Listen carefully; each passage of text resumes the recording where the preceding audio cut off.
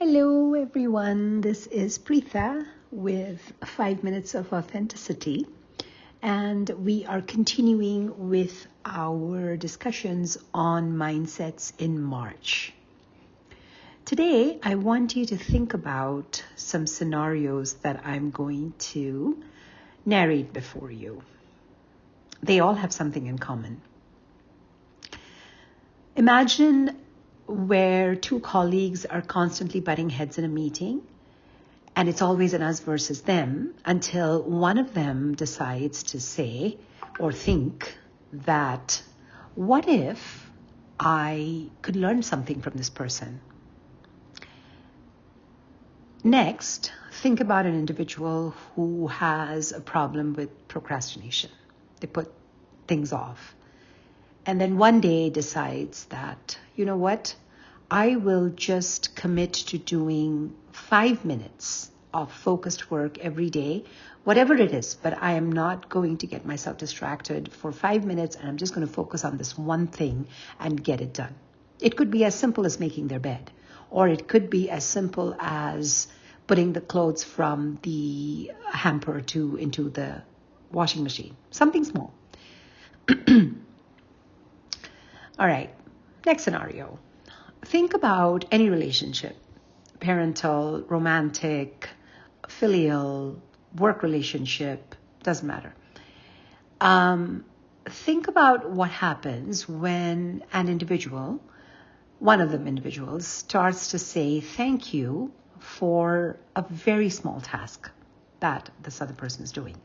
Maybe it's a child saying thank you to their parent, or a parent remembering to acknowledge the child's work, however small, and telling them, hey, thank you for doing this. I really appreciated you took the time, etc. All right, number 4. You have somebody, and we all have such people in their lives who say that I cannot do this, or I'm just never going to be able to do this. What if they were to attach the word yet, or if you were to tell them that, you know what, you cannot do this yet, or that you're still learning, or I haven't reached my goal yet.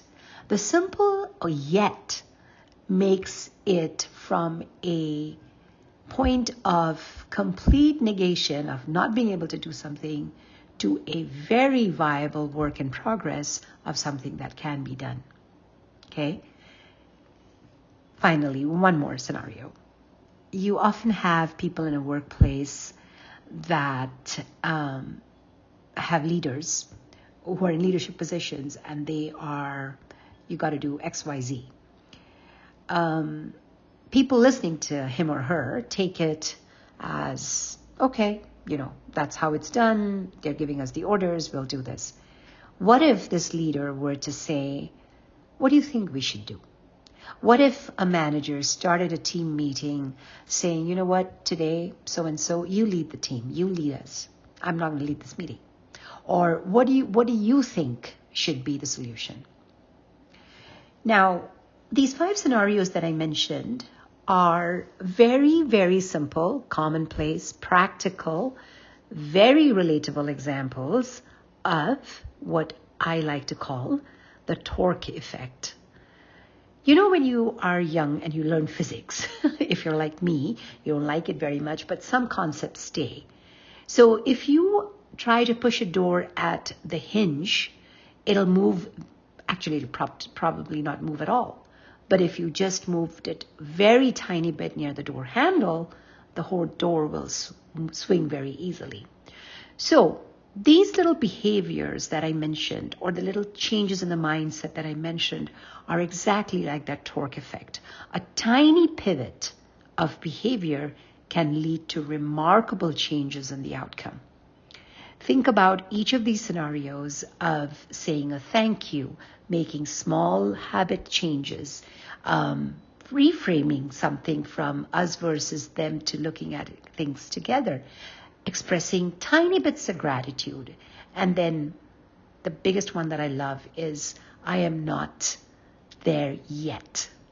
And let me know what you think. This is Preetha, and thank you for your time.